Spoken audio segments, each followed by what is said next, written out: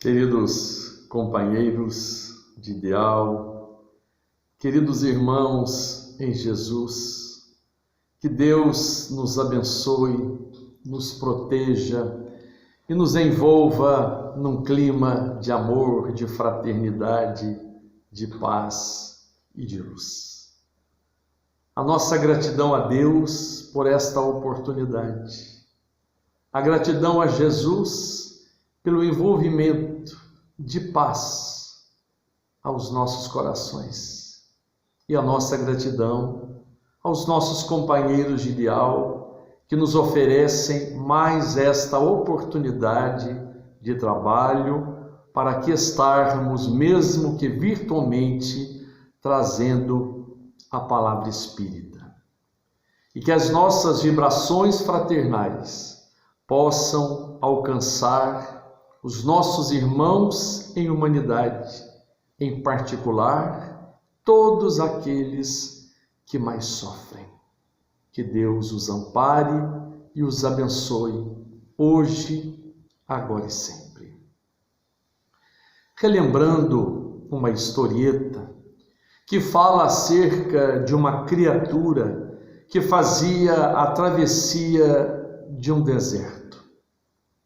E após enfrentar um sol causticante num terreno árido, onde as forças físicas já se lhe esgotavam, uma vez que agora, sem suprimentos de alimento e de água, tinha fome e sede, não tendo praticamente forças para continuar caminhando, e uma vez que tombou ao chão, elevou os olhos aos céus e rogou ajuda, socorro, que uma alternativa pudesse ali surgir para lhe salvar. Reuniu as últimas forças físicas naquele corpo suarento, com a respiração sôfrega, e continuou caminhando um tanto mais. Quando de repente avistou um pouco mais à frente algo que lhe parecia à distância ser uma bolsa, uma pequena sacola. Com o poder da imaginação e tentando ter a fé necessária para acreditar que ali estava algo que lhe poderia salvar, imaginou ser uma bolsa com cocos, de onde retiraria a água de coco, matando então a sua sede, revigorando a sua estrutura física e tendo então vitalidade para prosseguir no seu caminho e possivelmente vencer o deserto. Caminhou até aquele objeto e realmente era uma bolsa, mas quando abriu-a, não encontrou aquilo que havia esperado. Eram pérolas valiosas, de um recurso valioso, mas que naquele instante, no meio de um deserto, considerou que não tinha valor algum. Tomado por certa indignação, até mesmo revolta, chutou a bolsa para longe e continuou caminhando um tanto mais, imaginando que assim faria até a sua morte, quando se lhe extinguissem realmente, totalmente, as suas forças. Nesta sua caminhada, tendo prosseguido pelo deserto, quando parecia realmente não mais suportar, encontrou-se com um caravaneiro, um homem em cima de um camelo, que trazia dependurado sobre o animal vários suprimentos de alimentos e de água. Ajoelhou-se, Pediu então àquele caravaneiro que lhe desse um pouco de água, uma garrafa daquelas que ali estavam, para que ele pudesse matar a sua sede. E houve a seguinte resposta daquele caravaneiro, daquele homem: dar-te não posso, mas tens algo aí para adquirir esta garrafa pagando-me.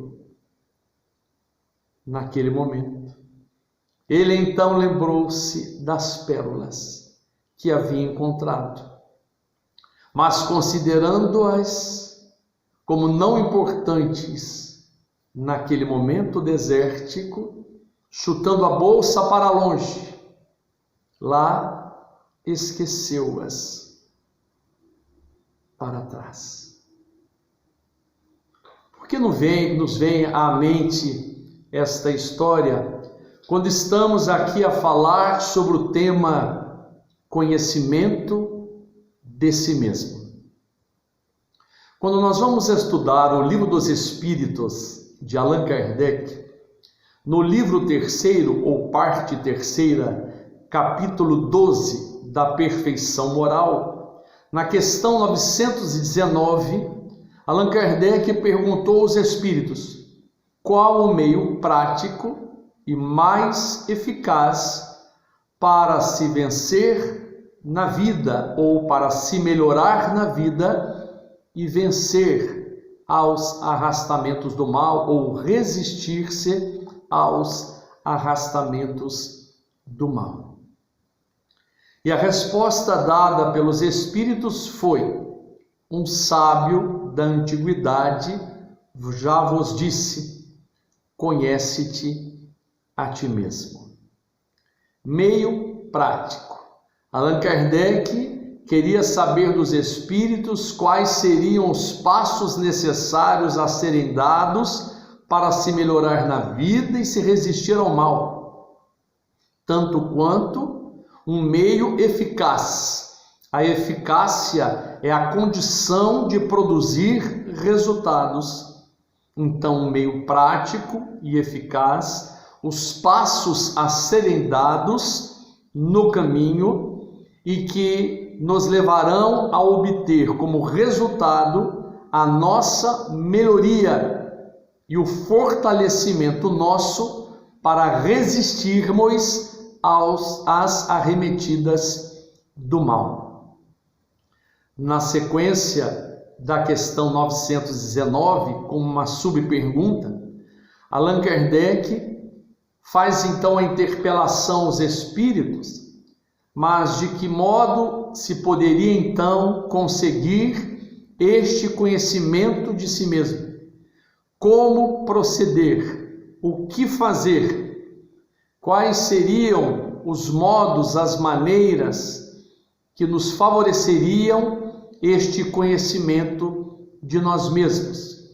E a resposta é longa e foi dada pelo Espírito de Santo Agostinho, fazendo uma consideração acerca da sua própria experiência pessoal quando estava encarnado, quando, segundo ele, a cada noite, ao final da jornada, ao final de um dia de trabalho, fazia então uma autoavaliação, repensava acerca das palavras que havia proferido, acerca dos pensamentos que havia tido e elaborado, acerca das emoções, dos sentimentos que haviam pululado em seu coração, tanto quanto a respeito das suas atitudes, dos seus comportamentos, da maneira como havia se comportado mediante o relacionamento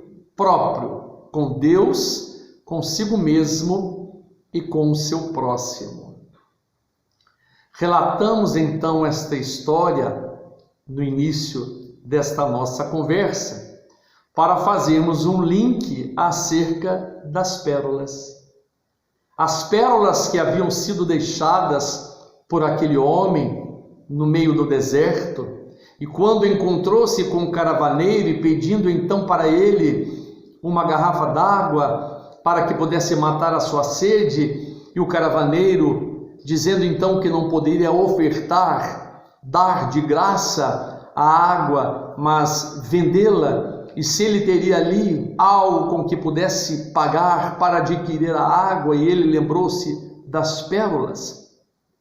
Nesse sentido, nós podemos fazer uma correlação com as nossas vidas, de que a dinâmica da nossa existência, o nosso dia a dia, nos permite, nos favorece o surgimento da metáfora das pérolas, as pérolas do caminho. Nos nossos momentos difíceis, desérticos, no enfrentamento dos obstáculos, das adversidades, estamos realizando o nosso crescimento. E naturalmente, haveremos de conquistar no campo do espírito, da alma, do coração, alguns ganhos. Conseguiremos avançar um tanto mais na estrada, galgando alguns degraus que sejam na escalada da nossa evolução, para melhorarmos na vida, para nos melhorarmos a nós mesmos, para nos vencermos a nós mesmos e tendo forças para resistir às arremetidas do mal, é preciso se autoconhecer. Me lembro aqui de uma canção dos tempos de mocidade espírita, que nos primeiros versos dizia assim: buscar a si mesmo no coração não é tarefa fácil, não. Buscar a si mesmo no coração não é tarefa fácil, não. Todo este processo do autoconhecimento, que nos leva, através da introspecção, o voltarmos a nós mesmos, ou introprojeção, a fim de detectarmos em nós os pontos nevrálgicos, ou seja, os nós da alma, aquilo que ainda não acertamos, as situações mal resolvidas ou não resolvidas, tanto quanto os nossos ganhos, onde também já conseguimos caminhar, avançar. Naturalmente, todos nós, como espíritos ainda imperfeitos, portanto inacabados, que estamos no trabalho de nos construirmos ou de nos reconstruirmos, haveremos de identificar em nós mesmos aquilo que em nós ainda é defeito ou não se tornou qualidade. As nossas fragilidades emocionais, as chamadas precariedades íntimas ou psíquicas, o que poderia ser chamado também de subpotencialidades, porque são potencialidades que ainda não se completaram, ainda não emergiram, não vieram à superfície de um total conhecimento nosso de nós mesmos. Potencialidades as quais foram colocadas por Deus em nós, porque Deus embutiu em nós a evolução, a perfeição, o amor, a vitória. E essas potencialidades vão sendo trabalhadas, desenvolvidas conforme o nosso processo de amadurecimento. Esse processo de amadurecimento envolve certos sacrifícios, certos desapegos, envolve uma tomada de posição, um estado consciencial de alerta ou de despertamento. É bom sempre relembrarmos o psicólogo russo Gurdjieff, que fala desses dois níveis de consciência da estrutura psíquica ou psicológica humana, justamente o nível de adormecimento e o nível desperto ou de despertamento. Ou seja, para algumas questões nós estamos ainda como que adormecidos, num estado letárgico da alma. Não enxergamos, não vimos, não ouvimos, embora ouvindo ou escutando, não ouvimos na acústica da alma, embora vendo, não enxergamos com os olhos do coração, com os olhos do espírito, não nos apercebemos da profundidade de determinadas questões no campo existencial humano, a partir de nós mesmos e no nosso relacionamento com outro este que, assim como nós, tem também as suas fragilidades, os seus percalços, os seus obstáculos, a sua maneira de viver, de decidir a sua vida, de escolher os seus caminhos, e nós somos estes espíritos criados por Deus, simples e ignorantes, mas dotados de perfectibilidade, lançados no mundo nas diversas encarnações para o nosso crescimento. Mas para efetivarmos este crescimento, desenvolvendo as nossas potencialidades, amadurecendo psicológica, moral e espiritualmente, é preciso se autoconhecer. E este autoconhecimento, então, depende desta avaliação citada por Santo Agostinho. Na sua narrativa, Allan Kardec, respondendo após a questão 919, aquela subpergunta ou outra pergunta feita por Allan Kardec de como conseguiremos nós realizarmos o nosso conhecimento de nós mesmos, a viagem para dentro de nós mesmos. Todas as vezes que eu falo desta viagem para dentro de nós mesmos, ou conhecimento de nós mesmos, lembro de um amigo de anos atrás, que quando iniciou também os seus estudos no Espiritismo, e convidado que foi, porque todos nós somos convidados a este relacionamento conosco mesmo, ou conhecimento de nós mesmos, visando a chamada reforma íntima, e ele então nos confidenciou que ao iniciar esta viagem para dentro dele mesmo, havia encontrado certos dinossauros, animais pré-históricos que não haviam sido ainda domados ou dominados e continuavam a rugir dentro dele. Desta forma, vivemos nós um processo da chamada dualidade existencial, porque como somos seres que estamos desenvolvendo, crescendo, amadurecendo ao longo dos tempos, e que as marcas do caminho, diante daquilo que vivemos outrora, ficam registrados na nossa consciência cerebral ou mental, na memória do espírito, onde somos nós, o próprio baú de recordações, por assim dizer, o escrínio de memórias, de luzes e de sombras, de guerras e de paz, de acertos e de erros, do mal e do bem. Esta dualidade existencial que nos faz empreender este caminho que todos estamos fazendo, um caminho ascensional da evolução em busca da vitória final ou da perfeição, mas que nos faz enfrentar esta luta esta que travamos conosco mesmo na intimidade, porque estamos lutando para ser este ser que nós queremos ser, mas teimosamente insiste ainda em existir dentro de nós este ser que nós não mais queremos ser. Esta foi uma das expressões de Saulo de Tarso, no seu processo de conversão após a sua estrada de Damasco, dizendo num determinado momento: o bem que eu quero, eu não faço. O mal que eu não mais quero, este sim, ainda eu faço. Então essa constante luta, a partir daquilo que queremos atingir, os alvos de felicidade que todos almejamos, mas as nossas experiências corriqueiras, cotidianas, tocadas pelas próprias circunstâncias da vida, geradas pelos nossos atos, pelas nossas atitudes, pelos nossos pensamentos, pelos nossos comportamentos, pelas nossas falas, pela nossa capacidade de escuta.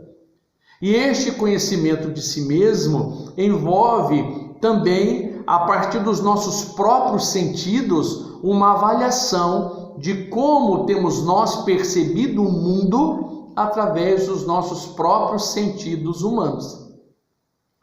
Aquilo que enxergamos, aquilo que vemos, a qualidade do nosso olhar. Se vemos com bondade, se vemos com maldade, se vemos com este ou aquele sentimento que ainda vigora dentro de nós, porque os nossos sentidos estão interligados à nossa condição mental e à nossa condição emocional. Se aquilo que se nos fala, que chega aos nossos ouvidos pela nossa acuidade auditiva, que emoções em nós provoca? Qual é o nosso estado de espírito ao ouvir determinadas expressões? Quando alguém nos conta alguma coisa, nos faz uma narrativa, ou quando alguém nos pergunta, nos interpela ou nos responde alguma coisa, ou quando ouvimos notícias, informações pelo meio televisivo, pelo meio internautico, e vivemos nós neste mundo destas conexões e correlações, no mundo hoje não só virtual, mas também no mundo real, onde estamos interligados num campo energético, magnético, espiritual.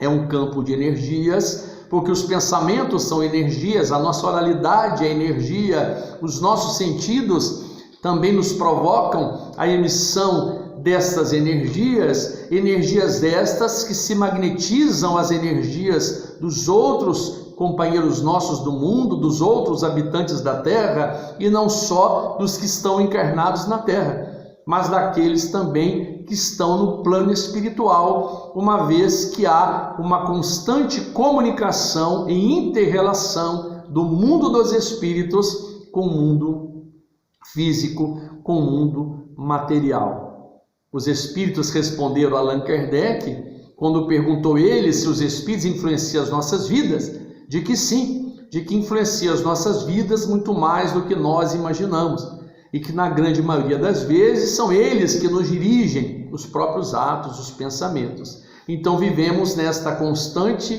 correlação ou interligação com o mundo espiritual. Desta forma, este campo energético, magnético e espiritual, que forma a psicosfera do planeta, onde nós também fazemos parte, somos parte integrante desta engrenagem da vida que se movimenta, do mundo que se movimenta, a partir das perguntas, das respostas, das falas, das escutas, daquilo que se vê, daquilo que se pensa, de como se age, daquilo que realmente estamos sentindo dentro de nós.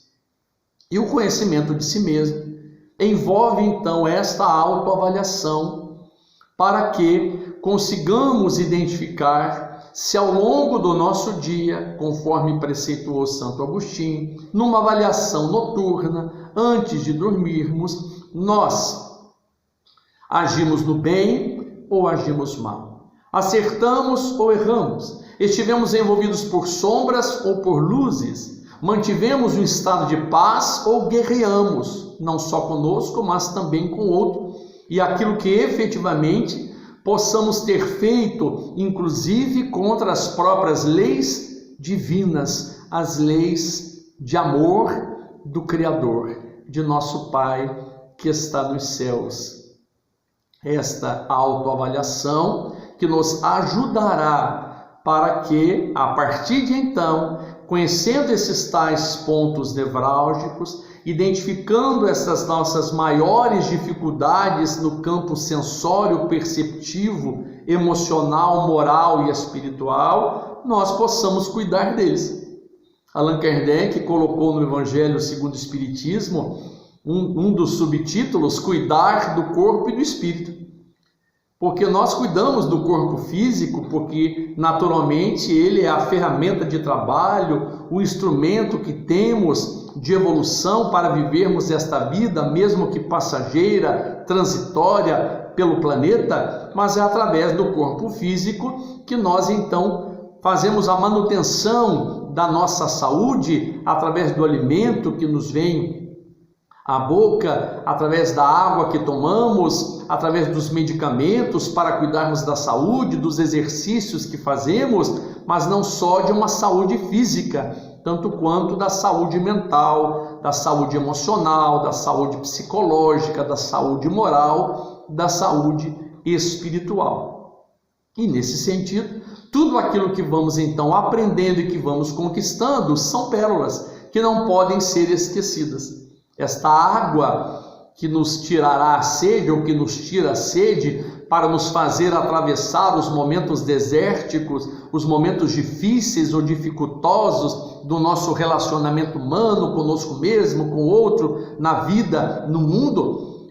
Esta água que nos mata a sede são justamente estas oportunidades valiosas que temos de crescimento e tanto quanto nós nos dedicamos ao conhecimento de nós mesmos, cuidando do espírito, realizando a chamada educação do espírito ou a educação moral das nossas próprias atitudes.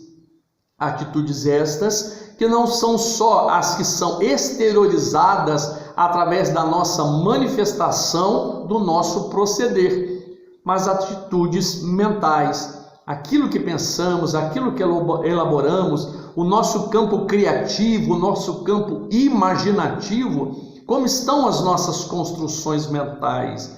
O que tem feito guarida, nos nossos pensamentos, no nosso campo cerebral?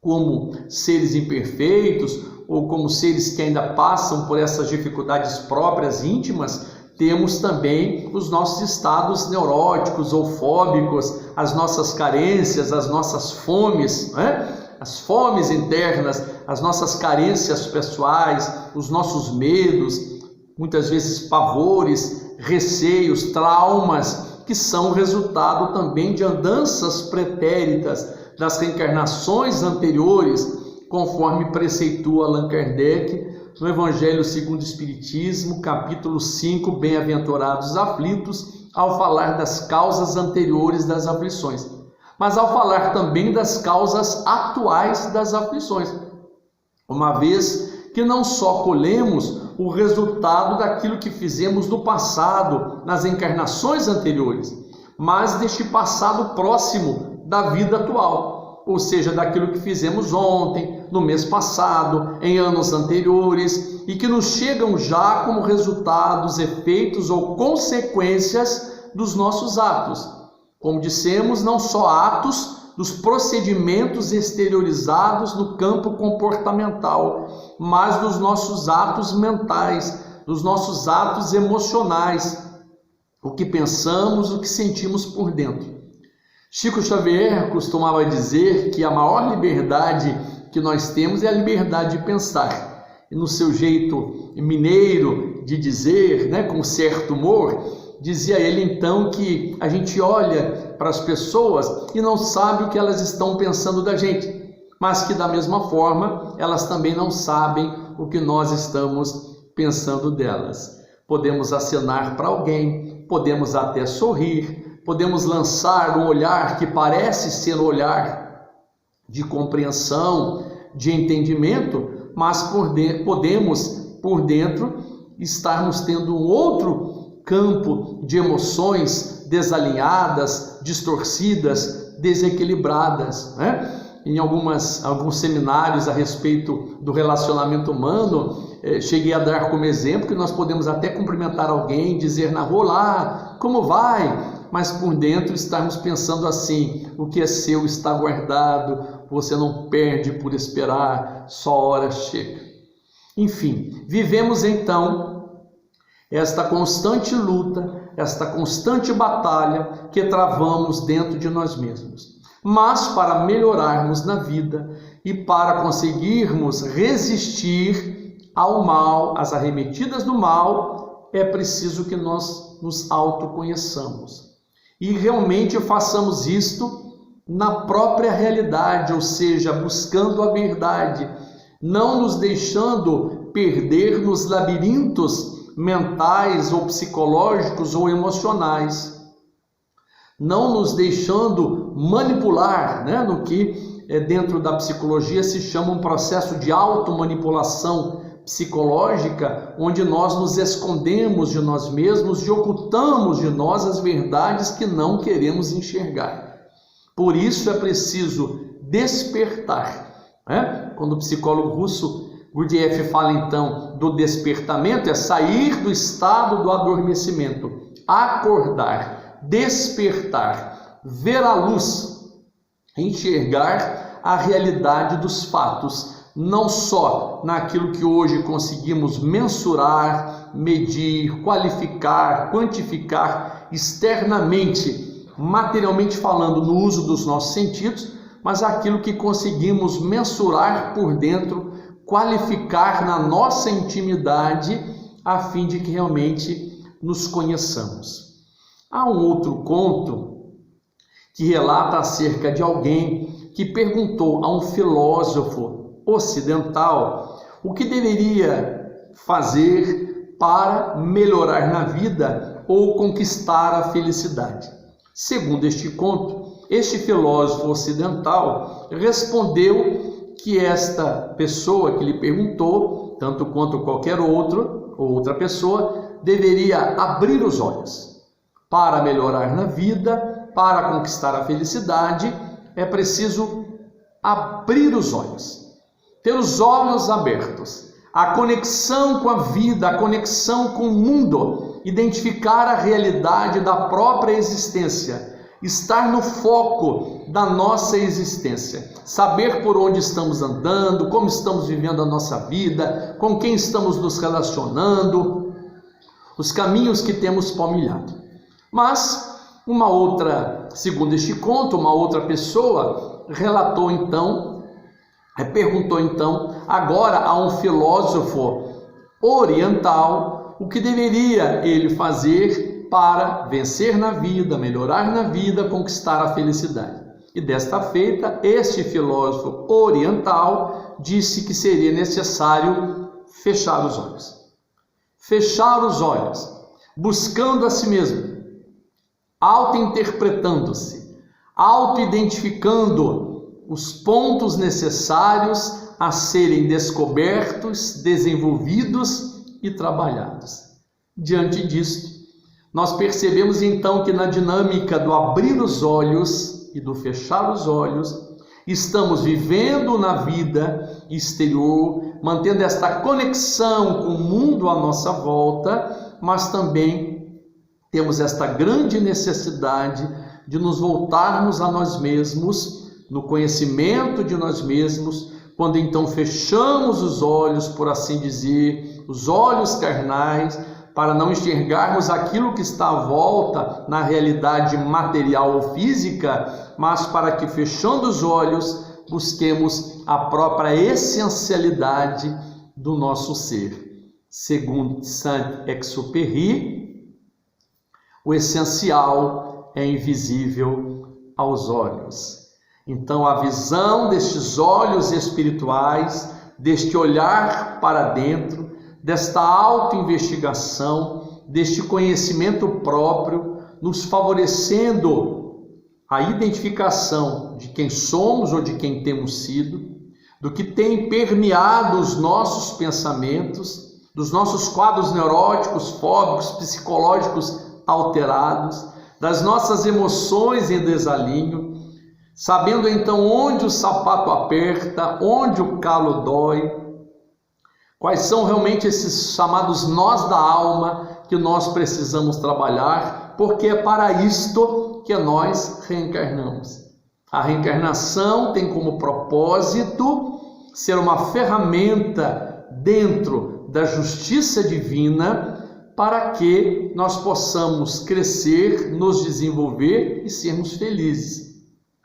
Na chamada lei do mérito, ou do a cada um segundo as suas obras, nós vamos colhendo obrigatoriamente aquilo que livremente semeamos, mas tendo todos os dias a oportunidade ou as oportunidades de encontrarmos alternativas que Deus nos dispõe, que Jesus nos oferece, que a vida nos permite viver para o nosso crescimento e para a nossa felicidade. Mas é preciso despertar, é preciso abrir os olhos e fechar os olhos. É preciso saber como estamos vivendo a nossa vida, que caminhos estamos escolhendo, tanto quanto os nossos desejos internos, os nossos impulsos pessoais, aquilo que nos move por dentro e que nos levará à maturidade, ao desenvolvimento das nossas potencialidades num processo de mudança que vem de dentro para fora. Este é um exercício constante, perseverante, que a criatura humana deve fazer. Assim, o Espiritismo nos esclarece que, dotados de perfectibilidade, criados então para a vitória, para a felicidade, porque assim Deus nos criou, todos temos chances de progresso, de evolução, de crescimento, de melhorarmos as nossas vidas e de conseguirmos resistir às arremetidas do mal, vencendo os caminhos desérticos, não deixando para trás as pérolas, a pérola do conhecimento, a pérola dos sentidos, os bons sentidos, dos sentidos bem desenvolvidos na dinâmica da própria vida, do nosso entendimento e da compreensão da vida do outro ou dos nossos irmãos do caminho, as pérolas do relacionamento humano, da vivência, da convivência, as pérolas da pesquisa, daquilo que pesquisamos, conhecemos, indo em busca de um novo significado ou de uma nova ressignificação para a nossa existência, tornando cada um dos nossos dias uma nova conexão com a vida, um novo recontrato com a nossa própria existência. Palmilhando então este caminho do chamado autoconhecimento, chegaremos a atingir o que Joana de Ângeles, no livro Ser Consciente, através da psicografia de Edivaldo Pereira Franco, chama de conquista de si mesmo. E este é o último capítulo deste livro Ser Consciente, no último item, quando ela termina o livro dizendo então: a conquista de si mesmo está ao alcance do querer para ser, do esforçar-se para triunfar e do viver para jamais morrer. A conquista de si mesmo está ao alcance do querer para ser, do esforçar-se para triunfar e do viver para jamais morrer. Qual é o nosso querer? O que queremos ser? Queremos ser felizes, queremos ser vitoriosos. E isto depende do esforço, um esforço, sacrifício, a luta que travamos para atingirmos o triunfo, a vitória. Mas isto nos levará à condição de vida, de uma vida que na verdade nós a temos porque fomos criados por Deus, seres imortais, e jamais morreremos. Sairemos da morte quantas vezes forem necessárias, jamais conseguiremos sair da vida, mas atingindo uma condição de vida para jamais morrermos diante dos outros processos de morte, considerados filosoficamente como a morte existencial, como a morte do entusiasmo, como a morte da alegria, como a morte do viver. Que possamos assim, neste processo do autoconhecimento, auto-investigando-nos, voltando os olhos para dentro de nós mesmos, encontrarmos alternativas possíveis, alternativas nobres de nos despertar as próprias consciências, a fim de que prossigamos os nossos caminhos, mesmo que enfrentando às vezes caminhos desérticos, mas sabendo bem utilizar as pérolas diárias de todo dia, as bênçãos de Deus, a companhia de Jesus, a proteção dos amigos espirituais. e prosseguindo em nossa luta. Que me virá? No ar um perfume, vago, mas que resume uma vaga promessa, uma promessa que mal posso adivinhar. No céu uma luz bruxoleia, estrelas, que sei eu? É uma luz muito nobre, estrela que se ocultara na alfombra, mal posso compreendê-la.